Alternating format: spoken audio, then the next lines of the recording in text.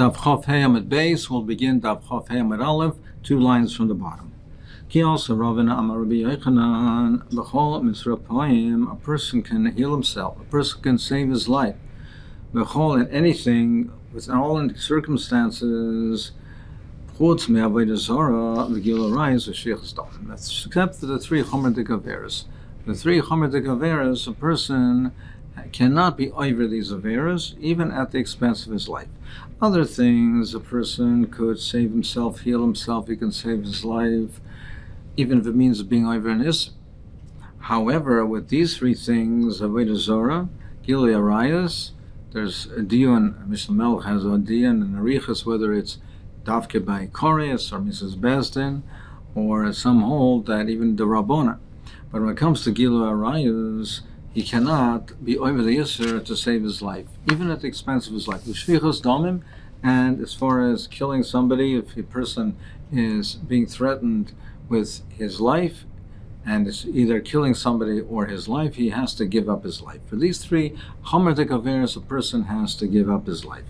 Avodah zara is like we just learned previously. A person has to serve Hashem with what's most important to him, even his life. Gilui arayos v'shfichas damim. How do we know that? How do we know the person has to be meiser nefesh and not be over these averas, even if it means giving up his life? The sign we learned in the Brayso, Rabbi Aimer, ki kasher yakom ish al re'eu rotzacha nefesh kena davar hazeh. The Pasuk is talking about a person whose ma'an is a nar maros. So he coerces her to have snus. It's gilui arayos. And the Torah compares it to a person who's killing somebody. The Torah says, kasher yokem ish al re'eu, just like a person rises up against another person, and he kills him. Kena davar hazeh. So too, this is this mice over here of Einus. So what is the connection to Nara Hamarasa? What are we learning out from Reitzach? The Torah says clearly over here that the person is chayiv. What are we learning out from Reitzach? So it's coming to teach us, and it's coming to learn out from here. It's teaching from here to somewhere else as well. Meaning, the Torah is making a hekesh between Ritzeach and the case of Nara Marasa, of the case of Oines, to teach me a halacha that from one to the other. Makish Ritzeach and Nara Marasa to Makish Ritzeach and Nara Marasa to teach you the following. Ma Nara Marasa nitan latzil benashay, just like by Nara Marasa. If it's to save this woman from the attacker, from the ma'anis, it's mutter, even means killing the person who's ma'aniser. The Torah says, Ki basada amatzah, tzalka nar marasa vein mashila. This woman was alone in the field. Somebody came upon her and attacked her, and she cried out, but there was no one there to save her, which implies that if somebody was there, hayesh mashia, that is mechuyev to save her, which means even if it means killing the person who is attacking her. So ma nar maras nitan latzil benafshay afreitzeach nitan latzil benafshay. So too, if a person can save a victim, somebody's coming to kill another person, then to save the victim, one can kill the ritzeach, the killer. But now we're also and we're learning out namarasa from the din of ritzeach. Ma ritzeach yeherig val yavar, just like by ritzeach, the din is yeherig val yavar.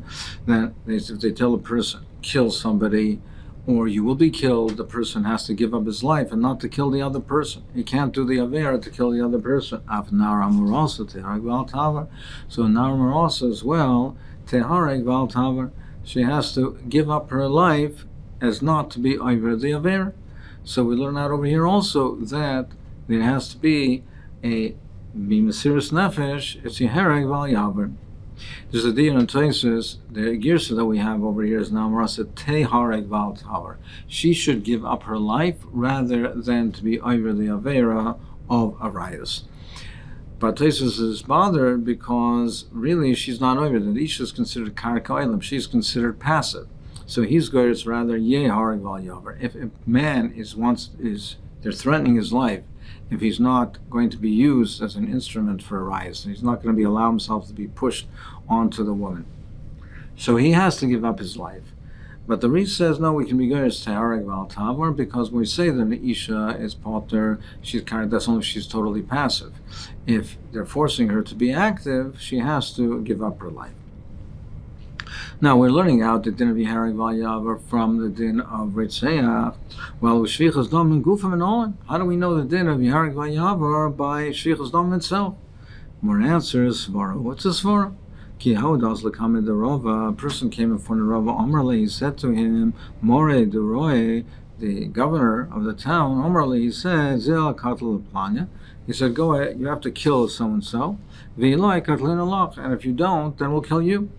Amrle, Rava said to him, Liktelucha, let them kill you. V'iloi tiktel, and you should not kill, because my cause is. What's your svara? What's your reasoning to say that you should be able to allow to kill him? My cause is that your blood is redder, is more red. Maybe the blood of that person is more red, is redder. Meaning, the point is, the Torah says, the reason that we say that normally, Yavar Val Yeharag, that you do the Avera and you don't let yourself be killed. Because the Torah says, the Torah says v'chai, and therefore the Torah wants life, wants Yidden to live. So therefore, even if it means at the expense of doing an avera. But over here, by the case of Ritzicha, and Nefesh is going to be lost regardless. So what's your svara to say that, well, do the avera and kill the other person to save your life? Well, who says your life is more important than his life? Maybe his blood is more red than yours. Maybe his life is more choshev to the Rebbeinu Shalom than yours. So there's no reason, you have no basis to be allowed to kill him. Therefore, by Ritzech Svara, and we say Yehareg Val Yavar, and we have the Hekesh to Namarosa Arayas, and therefore by Arayas we also say Yehareg Val Yavar. Coming now back to the Dinim of Yisra Hano, Mara Bar Ravashi Ashkala Ravina, he came upon Ravina. He was rubbing his daughter with the oil of Orla. Now, as we know, Orla is also Bahano. And he was taking the oil from the olives and he was rubbing her with this oil from Orla. Amrle, Maravashi said to him, the Amar Rabbanim B'Shas Zakana. When did the Rabbanim say that's mutter to get Hano from the Orla from the Yisra? No, that's what it's the Sakanas Nefashis. But Shaloi B'Shas Zakana Mihomer, did they say when it's not even not a Shas Zakana?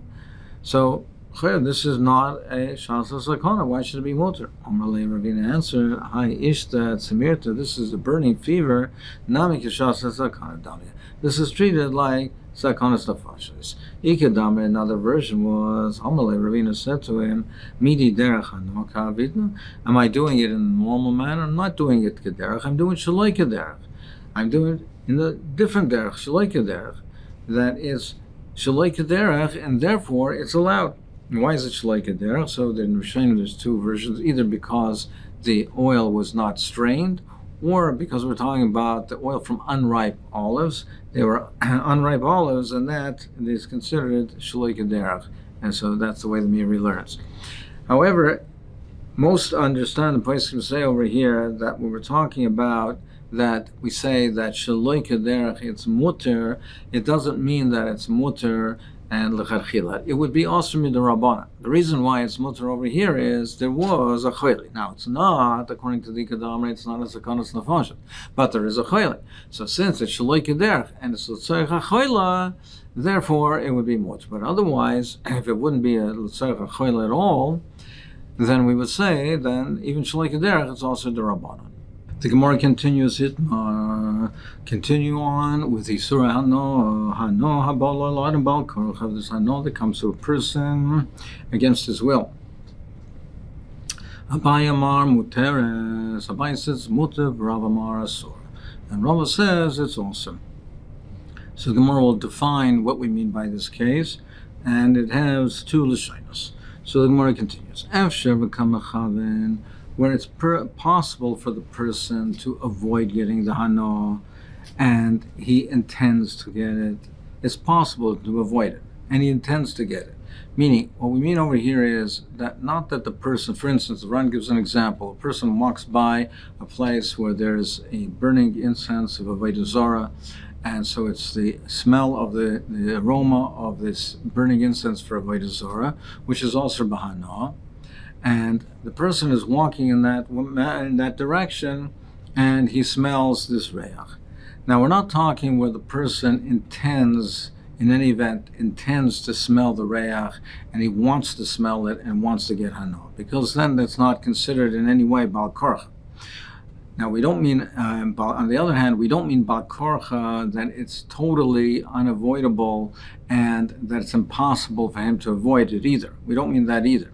So, efsher kamachavan, if a person is efsher, it's feasible for him to walk in a different direction. It's feasible for him to walk in a different direction. He could walk somewhere else, and he could walk in a different direction, which is not taking him totally out of his way, which is not something which is not practical. And kamachavan, and he's not intending to smell, but if he smells, and unavoidably, if he does smell it, he's intending to enjoy it. He's not intending not to enjoy it. So in that type of a case, efshar kamachaven, or lefshar v'kamachaven, or it's not feasible for him to avoid it, and he's machaven kulam eloi pligid also. Everyone agrees that in that case, in these cases, that it's other. Everyone agrees that it's also in these cases because if he's machaven, if he's intending to get hana from it, then everyone says that it is also. So that's not the shayla. So what is the machlekes over here? Lo yafshar and lo kamachaven. And if it's lo yafshar v'lo kamachaven, kol pligid shori. Everyone also admits that is moida, that is muter. If it's in such a case over here where it's where we say that it's lo yafshar v'lo kamachaven, it's not practicable for him to take another route. It's something to take another route would be something which is not practical. And he's not intending to get hana from it, regardless, he's not intending to get hana. So in such a case, we say, everyone agree that it's muter. Meaning, the point is as follows. When we say something is also bahana, it means that he can't do the maisa, he can't do an action of taking hana from it. Now, if it's something where it's lo yafshar v'lo kamachaven, it's not considered to be his hana. Just because it happens to be some fragrance, some aroma that enters into his nostrils, it's not considered like he took hana from it, that he engaged in getting hana. The issur is for him, not for him to be for there to be a benefit that comes to a person. He can't be engaged in getting the benefit, doing a maisa to take the benefit from it. So if it happens to be that it's unavoidable, and doesn't mean it's impossible for him to go in another direction, but it's not practical. Like Tosfos points out, that it would be a major inconvenience. So therefore, in such a case, we cannot consider this to be that he did a maisa to get the hana. The reason he's going in this direction is not because he wants the hana, it's because going in another direction would be a serious hardship for him. And he's even not intending to get hana from the aroma, and even when it enters, not only is he certainly not intending to smell it. If he smells it, actively smells it, then no matter what, it's also.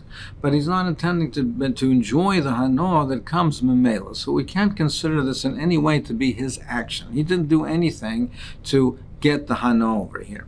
So that's also not, that's kol yom pligid, that is shori, that it's muter.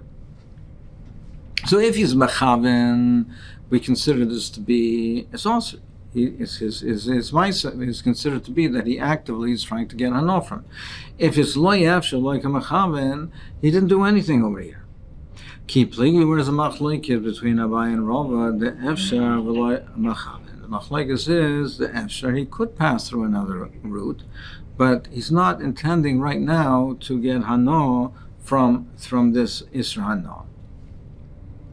So he's not intending to get the hana from the hana that's memela. As we said, it can't be that he's actively trying to do it. But even the hana, the memela, he's not intending to get hana from it. Also, according to Rabbi Yehuda, says Davar Shem is Kavan also, Kolam Pligid also. Everyone is Maida that it's also. Now, Rabbi Yehuda, we have machlokes throughout Shas, Rabbi Shimon and Rabbi Yehuda. But a Davar Shem is Kavan. For instance, L'gabe Hilchot Shabbos, if a person drags a bench on the ground and he makes a furrow. Making a furrow, if it's in a house, is Baina. If it's in a field, it's Chayrish. His intention is to drag the bench, to bring the branch from one place to another. But by doing so, he makes a furrow. Rav Shimon says he's not machavin, and therefore it's mutter. Rabbi Yehuda says, no, nevertheless, even though he's not machavin, we still attribute this action to the person. So therefore, he says it's also. According to Rabbi Yehuda, therefore, in this case, that when we say that it's efsher, v'loy machavin, now he could take another route, but he's not intending. Well, Rabbi Yehuda says the fact that he's not intending doesn't matter. Just like we see by that case of Shabbos. His lack of intent doesn't change the fact that he is doing this ma'aseh, he's doing this action. We still would attribute the action to him. So it's efsher if he has another route that he could take. He could take another route, but he takes this route, and the fact that he's not machaven doesn't change the fact that it's considered to be his action. So therefore, it would be also. Ki pligi, what's the machlokes Abai v'Rava? Ki pligi, alibid Rav Shimon.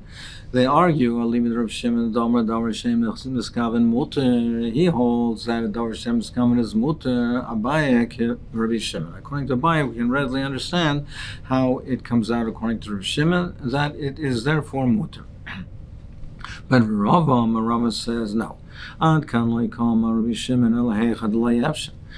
Where did Rav Shimon say that we say that since he's not mechaven, therefore it's not considered to be his action? That's when there's no alternative. He wants to drag the bench from point A to B, and the only way he can do it is dragging it this way and dragging it here. So therefore we say that if it's to do the alternative to be something which is impractical, therefore we say the fact that he does it this way doesn't indicate that it's his action, because to do it otherwise would be impractical, and he's not intending to make the furrow, so there's no way, he's not intending to make the charetz, there's nothing to attribute this charetz, this furrow, to him. The fact that he doesn't do it in a different way is because it's impractical, and he doesn't want to make this charetz, so therefore we don't attribute to him. That's only heichad lo yafshar, aval heichad yafshar lo. But where it is possible for him to do it in an alternative way, we would say, Rava says, the fact that he did it this way shows that it is his ma'aseh, because he could have done it a different way. He could have done it a different way, he did it this way, therefore it is his ma'aseh. So therefore, over here, we say that where in this type of a case, Rava says, even Rav Shimon would say that it's also.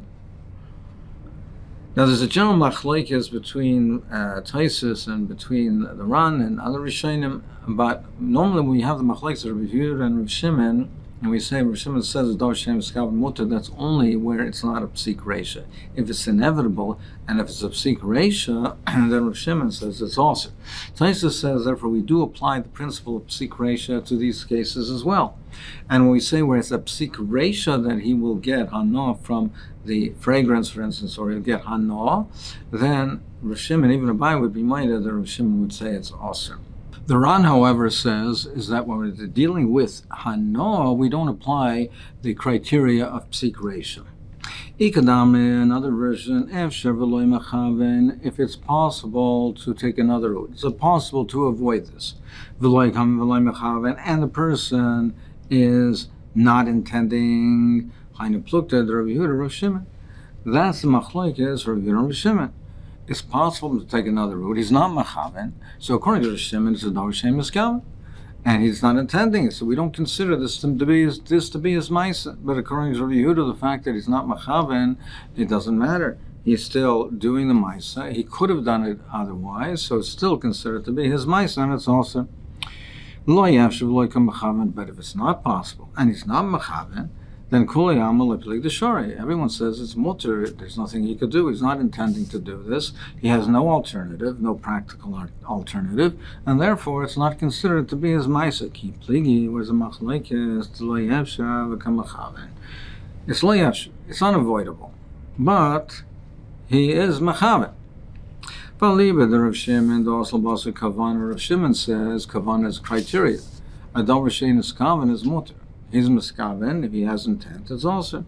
So therefore, Rav Shimon says that the mechaven is a criteria whether we consider it as Maisa, Kulme Loi Pligi, the also. Everyone agrees that this is also according to Rav Shimon, because if he's mechaven, then it's also. Ki Pligi, Aliba, the Rav Yehuda. The Machlaik says, according to Rav Yehuda, the Amar Leishna miskaven, Leishna ain't a miskaven. Rav Yehuda says it doesn't matter if a person is miskaven or not. If the action is done, whether he has a kavanah or not, it's considered his ma'isa.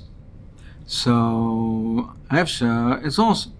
If it's efshar to avoid it, then it's also. Abaya, Rav Yehuda. Abaya holds like Rav Yehuda.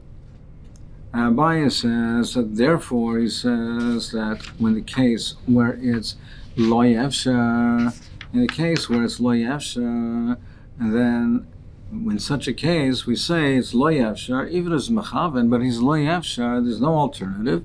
The fact that he's mechaven, well, according to Rav Yehuda, the kavanah is not the criteria. The criteria is not the kavanah. The criteria is it avoidable or not? So Abaya, he holds like Rav Yehuda, and therefore, they would say in such a case it's lo yefshar. It's not avoid. The fact that he has kavanah is not a criteria. The Rav Amar Lach, he says no. An kan lo yikamer Rav Yehuda shein miskaven k'miskaven el lachum. That the Rav Yehuda says that shein miskaven is k'miskaven is lachum. Meaning, when he says that even if you're not mechaven, it's still also. It's not that kavanah is not a factor at all. He's saying even though you're not mechaven, but if you're doing the Maisa, it's still your Maisa. Now, that doesn't mean that Kavan is not a factor, Rava says.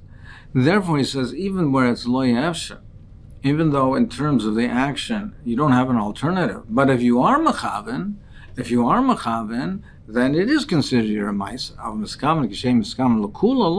But to say that Miskaven is like Ein Miskaven today, a Kula, meaning, to say that we disregard the kavana altogether and say even when you are mechaven, therefore it's not considered your ma'isa. No, Rava says if you're mechaven, then it is considered your ma'isa. Rav Yehuda only says is that if you're, even though you're not mechaven, but if you did the ma'isa is yours. We attribute to you. It's also so. But if you are mechaven, then it's also your ma'isa. So even though it's lo yefshar, but if you did the ma'isa, if you had kavana rather for the ma'isa, it's still considered your ma'isa. So it would be also.